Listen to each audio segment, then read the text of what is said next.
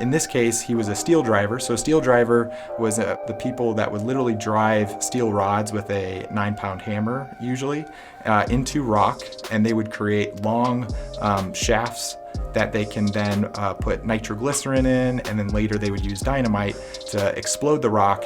And that's how they did tunnels back then. But men in these tunnels would be inhaling lots of rock dust into their lungs, and it would ultimately tear up their lung tissue and make it very hard for them to breathe.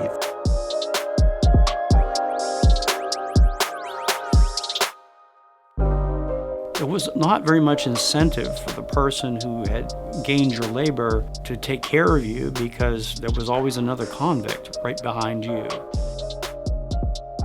We all know the folk/blues song about the steel-driving man, John Henry. Now, the real John Henry is the subject of a documentary at the St. Louis International Film Festival. The film delves into some of the true history of convict leasing that followed the Civil War, as we discussed with the film's director on St. Louis on the Air.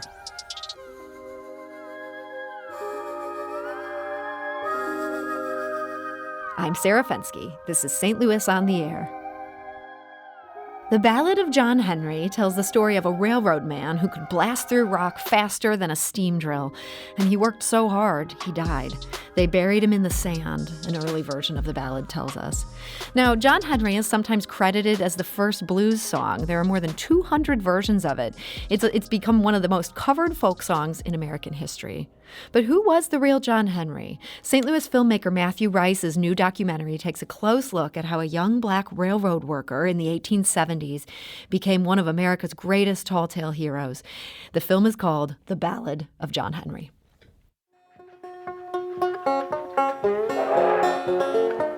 Was he a real person or merely a product of a vivid imagination? This sort of question seems to have a peculiar fascination for the human mind. We're always asking how things got started, whether certain traditions are true or not. When John Henry was a little baby, no bigger than the palm of your hand, well, he looked at that hammer just sitting by the door, said, I'm gonna be a steel driving man, Lord, Lord, I'm gonna be a steel driving man. And that is from the film The Ballad of John Henry. The film is showcased in the 29th annual Whitaker St. Louis International Film Festival, which kicked off yesterday. You can stream this documentary for free through November 22nd. And here to discuss it is Matthew Rice. Matthew, welcome. Hi, thanks so much for having me. So what got you interested in the legend of John Henry? So I originally was interested as a kid. I think that's how a lot of people get introduced to John Henry. I watched, several films, read Jack Ezra Keats' great book on it as a child.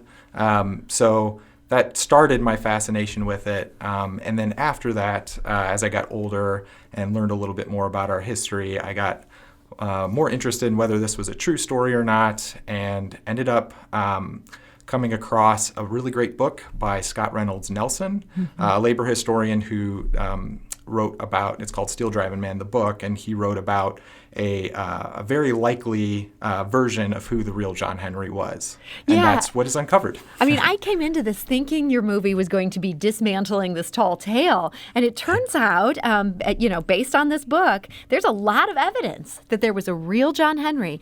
And public records provide details that echo the lyrics in a way that's almost uncanny. So who was this John Henry who public records show worked on the C&O railroad line? That's the railroad line that went between Virginia through the Allegheny Mountains up to the Ohio River. Yes. There are many versions or many theories, I guess, on who the real John Henry could be. The one that Scott Nelson uncovered, I believe to be kind of the best researched, has the most evidence, and that's why I focused on it. So this real John Henry, his full name is John William Henry, as prison census records show. He was a convict at the Virginia State Penitentiary. And he was arrested right after the Civil War under a series of very unjust laws that are colloquially called the Black Codes during that time. Every state in the South had their own kind of version of a Black Code law. But in this case, he was arrested for shoplifting and ended up within a year of being imprisoned, he ended up working on the C&O Railroad, which is commonly referred to in many songs, John Henry ballad songs. And he ended up working on the railroad through a convict-lease labor system. So you end up getting into this dark history of convict leasing, and this is just some eye-opening history for those who are not already familiar with it. This is very soon after the Civil War. These ex-cons were rented out in ways that basically put them back into slave labor. Here's what the experts that you interviewed told you about that. Convict leasing definitely was pretty common right from the end of the Civil War up through the 1890s. There was not very much incentive for the person who had gained your labor to take care of you because there was always another convict right behind you. The C&O Railroad wasn't the only company to employ cheap labor from the Virginia State Penitentiary. Some convicts were hired to cut wood on a nearby farm. Another railroad employed convicts to help line track. Men were being sent to work all over Virginia, and these various work contracts seemed to be panning out for the penitentiary. And that is from the new documentary, The Ballad of John Henry. My guest today is filmmaker Matthew Rice, who's based here in St. Louis. And so John Henry gets leased out under these terrible conditions to the railroad line, and he ends up driving steel. This is something that your film does such a great job of explaining. What was he physically doing there as they're building this railroad? Thanks so much. Yeah, so what we commonly, whenever we watch some of the videos, read some of the books, John Henry is usually depicted as nailing in cross ties for the railroad, and lining track. That was a very, very common job during the railroad times. But in this case, he was a steel driver. So a steel driver was a very important part of the process of building a tunnel.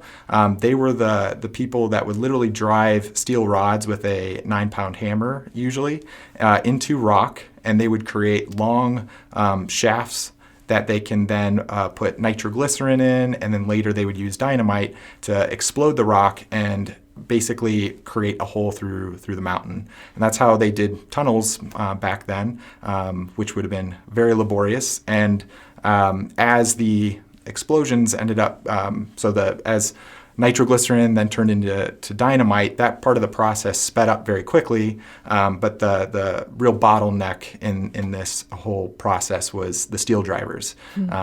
And so that's where the steam drill comes in. So the steam drill was a machine that they thought could easily make these holes without the use of labor. But in some cases it was very effective, and in other cases it wasn't. Yeah. And this steel driving, this is such a digression, but man, I have to mention this. As you talk about in your film, this is actually where the phrase rock and roll comes from, is the work these guys were doing as they're driving steel into these mountains.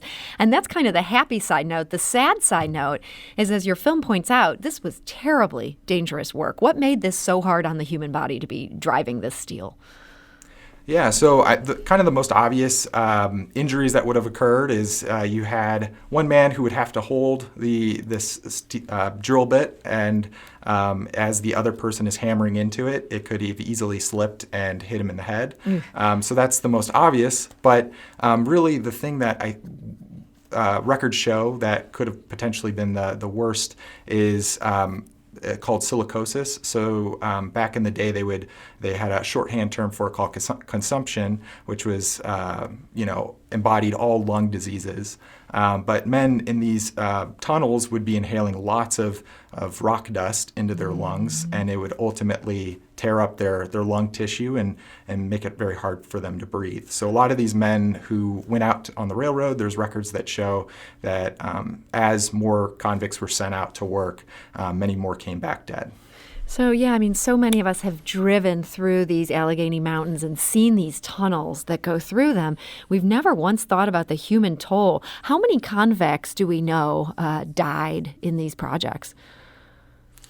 Oh, I think it's tough to count all the numbers, but I think it just, as the years progress, especially, I wanted to focus specifically on the tunnel construction on the Lewis Tunnel, which is where this film takes place. In that case, it would progress every year by the hundreds. So within 3 to 4 years, you had 200 men being reported killed for consumption.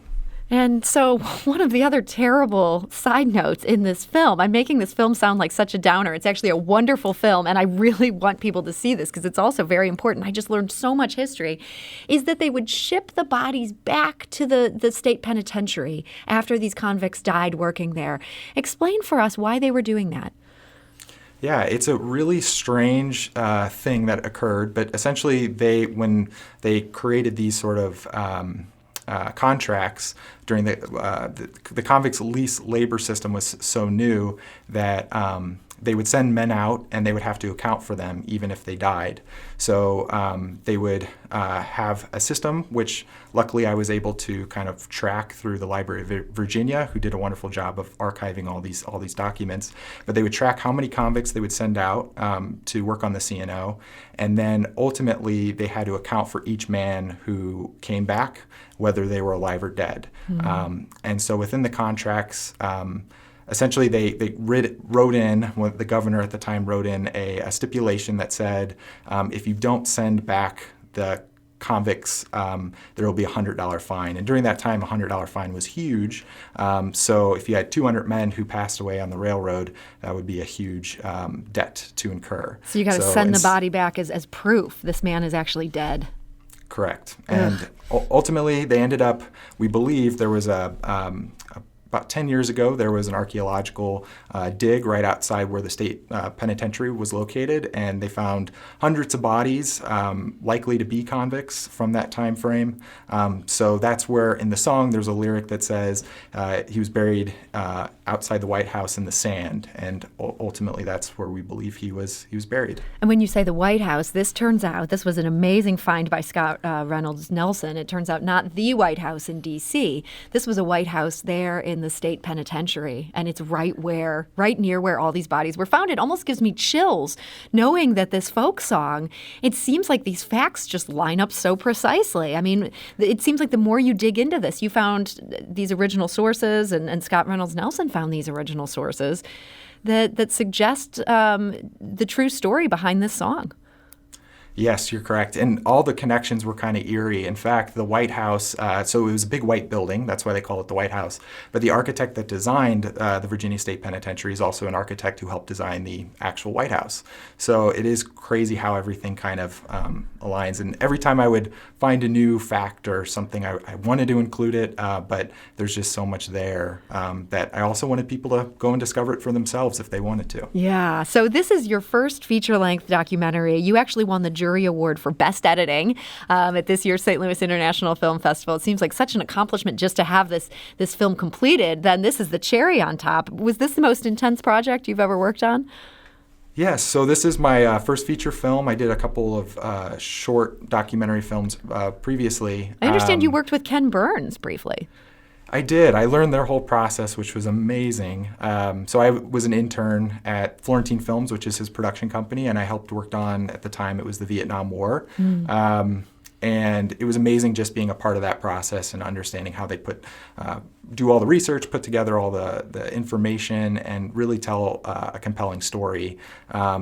So that's kind of where this all started. It inspired me to go off and kind of chase down my own project. This honestly became a labor of love. It took me over 5 years to finish it, and I wouldn't be 100% honest with you if I didn't say I gave up on it a few times in between. But yeah, it just kept echoing again back in my mind. What I wanted to put all these pieces together. It was a puzzle that I wanted to complete, and finally did. And you did, and now we can all watch this. We can watch it for free, and this is definitely worth watching. One question I want to make sure that we ask here before the end is: this was just one of many convicts who died making this railroad. One of many black men who ended up being part of this convict leasing program. Why do you think this story of this John Henry, who apparently worked so hard trying to beat this steam drill that he died, why do you think this became such a legend that carried on for so many years and led to this song?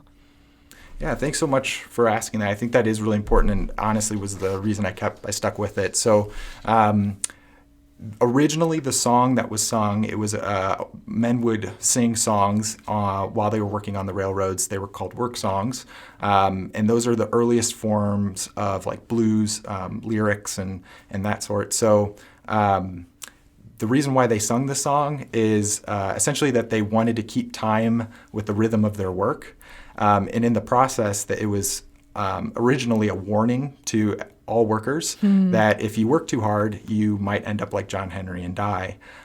So it had a very dark connotation in the beginning, and I kind of focus on it in the film, but I think it's just so fascinating how we kind of flipped it and made it more of a positive story, and that's become kind of the main narrative.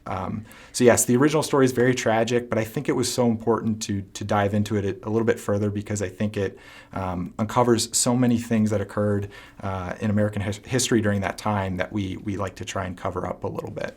Well, Matthew Rice, I want to thank you for uncovering it, and thank you for joining us today. Thanks so much. Thanks for having me. Matthew's film is The Ballad of John Henry. It's now playing at the St. Louis International Film Festival. You can stream it. It's actually for free to stream it. That's at cinemastlouis.org. And let's go out of the show with one of the many versions of The Ballad of John Henry. This one has vocals by Richard Buckner, Melanie Claren, Alex Liu, and Stephanie Rogan.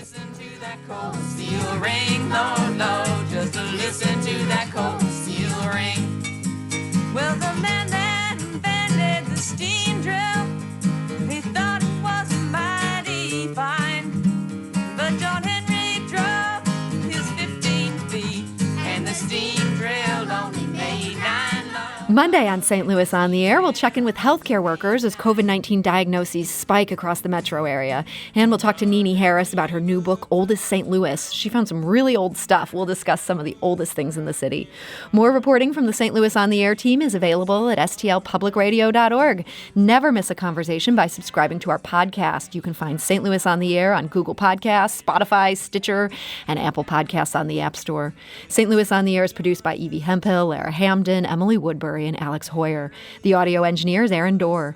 St. Louis on the Air is a production of St. Louis Public Radio 90.7 KWMU. Thank you for listening. I'm Sarah Fensky.